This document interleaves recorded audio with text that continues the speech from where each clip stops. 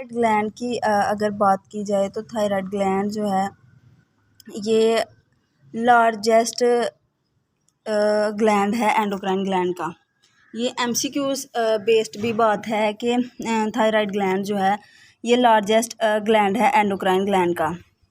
उसके बाद हम ये कहते हैं कि इसकी अगर हम लोकेशन की बात करें तो हम ये कहते हैं ये इमीडिएटली बिलो द लेरेंक्स होता है और ट्रेकिया की इंटीरियर साइड के दोनों तरफ ये मौजूद होता है। अगर हम इसके वेट की बात करें तो हम कहते हैं अडल्ट्स के अंदर तकरीबन 15 से लेकर 20 ग्राम तक इसका वेट होता है। स्ट्रक्चर में हम ये कहते हैं कि ये कंपोज्ड होता है large number of closed follicles. ये क्लोज जो हैं वो ज़्यादा नंबर्स में फॉलिकल्स होती हैं और ये फॉलिकल्स जो होती हैं ये फील्ड होती हैं विद अ स्क्रीटरी सब्सटेंस के एक स्क्रीटरी सब्सटेंस से ये फील्ड होती हैं जिसको हम कोलॉइड बोलते हैं। और वो जो कोलॉइड होता है वो लाइंड होता है क्यूबाइडल एपिथेलियल सेल से। अब जो क्यूबाइडल एपिथेलियल सेल्स होते हैं वो सक्रीट होते हैं इंटीरियर ऑफ फॉलिकल से। तो क्यूबाइडल सेल जो होते हैं ये इंटीरियर फॉलिकल से ही सक्रीट होते हैं। अगर हम इसकी डायग्राम की बात करें तो ये फॉलिकल्स होती हैं और फॉलिकल्स जब आपस में कंपोज्ड होती हैं ये जो है ये क्यूबाइडल एपिथेलियल सेल से जो है लाइन अप हो के तो फॉलिकल्स बनती हैं। फॉलिकल्स के अंदर जो फ्लूइड होता है उसको हम कोलॉइड बोलते हैं।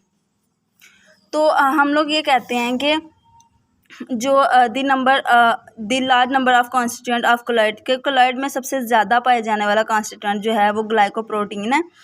तो ग्लाइकोप्रोटीन भी कौन सी, थायरोग्लोबिन। और थायरोग्लोबिन के अंदर जो है वो एंजाइम या हार्मोन जो है वो पाया जाता है।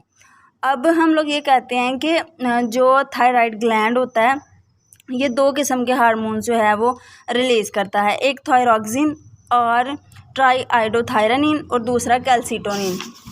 जो थायरॉक्सिन और ट्राईआइडोथायरोनिन होता है वो जो है थायराइड ग्लैंड से सिक्रीट होने वाले मेजर दो हार्मोन्स होते हैं और इनको हम T3 एंड T4 बोलते हैं।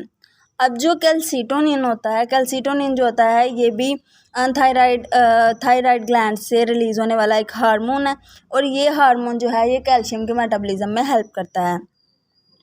आगे हम बात करते हैं T3 एंड T4 की। हम कहते हैं कि थायरॉक्सिन एंड ट्राईआइडोथायरोनिन, हम लोग कहते हैं ये जो दोनों हार्मोन्स होते हैं ना ये सक्रीट होते हैं और ये इंक्रीज़ कर देते हैं metabolism rate of the body का, कि बॉडी के मेटाबॉलिज्म रेट को इंक्रीज़ कर देते हैं।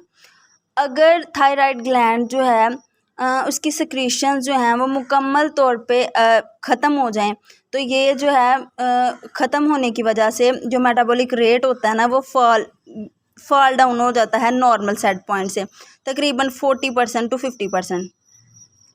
अगर जो है इसकी सिक्रीशंस बहुत ज़्यादा हो जाएं तो थायराइड सिक्रीशंस अगर बहुत ज़्यादा इंक्रीज़ हो जाएं तो मेटाबॉलिक रेट जो होता है ये 60 से 100% जो है ये नॉर्मल सेट पॉइंट से बढ़ जाता है। तो फिर हम लोग कहते हैं कि थायराइड सिक्रीशन जो होती हैं ये कंट्रोल्ड होती हैं थायराइड स्टिमुलेटिंग हार्मोन की मदद से। जो ये सिक्रीशंस होती हैं ये कंट्रोल की जाती हैं थायराइड स्टिमुलेटिंग हार्मोन की वजह से। अब जो थायराइड स्टिमुलेटिंग हार्मोन होता है ये इंटीरियर जो पिट्यूटरी ग्लैंड होता है वहाँ से ये रिलीज़ किया जाता है।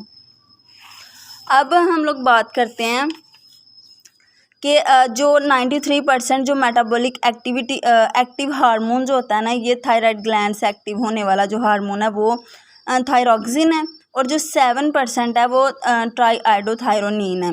फिर हम कहते हैं कि ऑलमोस्ट जो थायरॉक्सिन होता है उसको हम कन्वर्ट कर लेते हैं ट्राईआइडोथायरोनिन में टिश्यूज़ के अंदर। अब हम लोग ये कहते हैं कि इनका जो क्वालिटेटिव फंक्शन होता है वो तो तकरीबन सेम होता है दोनों का, लेकिन डिफरेंस इनकी स्पीड में आता है और इनकी इंटेंसिटी में आता है कि किस इंटेंसिटी से ये एक्शन करते हैं, इनमें फ़र्क आता है। और उसके बाद हम लोग ये कहते हैं कि जो ट्राईआइडोनिन होता है ना ये 4 टाइम जो है ज़्यादा पोटेंट होता है थायरॉक्सिन से और ये ब्लड के अंदर मौजूद होता है, स्मॉल क्वांटिटी में मौजूद होता है। अगर हम फिज़ोलॉजिकल role of thyroxine and triiodothyronine की बात करें तो हम लोग ये कहते हैं कि ये सबसे पहले स्टिमुलेशन ऑफ कार्बोहाइड्रेट्स मेटाबॉलिज्म। अब हम लोग कहते हैं कि एनाबोलिज्म और कैटाबोलिज्म का प्रोसेस होता है। एनाबोलिज्म में हम लोग ये कहते हैं कि जो बड़े छोटे मॉलिक्यूल्स होते हैं वो आपस में मिलके तो बड़ा मॉलिक्यूल बनाते हैं, और कैटाबोलिज्म में ऐसा होता है कि जो बड़े मॉलिक्यूल्स होते हैं वो टूट के छोटे मॉलिक्यूल्स बनाते हैं। अब हम लोग ये कहते हैं कि थायराइड हार्मोन जो होते हैं ये स्टिमुलेट करते हैं almost aspects of carbohydrate metabolism को, कि ये कार्बोहाइड्रेट्स के मेटाबॉलिज्म को जो है ये स्टिमुलेट करते हैं। अब जो ग्लूकोज की अपटेक है सेल्स के अंदर, they cause rapid uptake of glucose by this cells. अब कार्बोहाइड्रेट्स का मेटाबॉलिज्म हो रहा है तो इससे रैपिड अपटेक हो जाएगी ग्लूकोज की सेल्स के अंदर। इन्हांस्ड ग्लाइकोलाइसिस, जो कि ग्लाइकोलाइसिस के प्रोसेस को इन्हांस कर देगा। इन्हांस ग्लूकोनियोजेनेसिस, अब ग्लूकोनियोजेनेसिस कब होती है? जब हमारे पास ग्लूकोज नहीं होता, ठीक है। Increase rate of absorption from the gastrointestinal tract,